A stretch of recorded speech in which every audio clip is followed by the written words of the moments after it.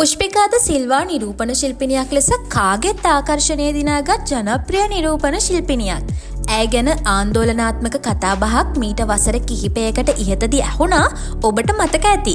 අද අපි කියන්න හදන්නේ ඒ සිදුවීම මේ වෙද්දි මොකද වෙන්නේ කියලා.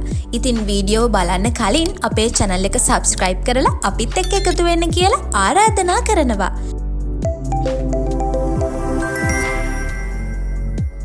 මීට වසර 4කට ඉහතදී ඒ කියන්නේ 2021 අවුරුද්දේ කොළඹ නෙළුම් පොකුණ රඟහලේ ලෝක විවාහක රූරජන තේරීමේ තරඟාවලිය පැවැත්වුණා.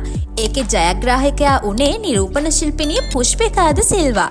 හැබැයි ජයග්‍රහණය ලැබූ පුෂ්පිකාද සිල්වාට පැලැන්දූ කිරුළ බලහත්කාරයෙන් ගලවා ඇයට තුවාල සිදු කළ බවට ඇය චෝදනා කළා.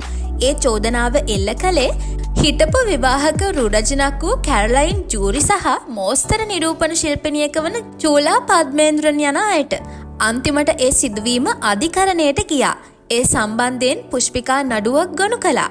ඔන්න ඊයේ නඩුව කොළඹ මහේස්ත්‍රාත් අධිකරණයේ කැඳවපු වෙලාවේ නැවත නොවැම්බර් 10 වෙනිදා යලි කැඳවන්න කියලා නියෝග කරලා තියෙනවා. එදිනට සිද්ධිය සම්බන්ධයෙන් වැඩිදුර සාක්ෂි කැඳවීමට නියමිත බවත් කුරුදුවත්ත පොලිසිය කියනවා. කොහොම වුණත් සිද්ධියට අදාළ එක් විත්තිකරුවෙක් ඊයේ අධිකරණයේදී සාක්ෂි ලබා දීම සිදු කරලා තියෙනවා කියලායි ආරංචි වෙන්නේ. ඒ වගේම ඒ සිද්ධියට අදාළ වීඩියෝ දර්ශනද ඊයේ අධිකරණයට ඉදිරිපත් කරලා තියෙනවා. ඒකත් එක්ක මේ සිද්ධියට අදාළ වැඩිදුරටත් සාක්ෂි විභාගය මීළඟ නඩු දිනේදී සිදු කිරීමට මහේස්ත්‍රාත්වරයා එහිදී නියෝග කරලා තියෙනවා.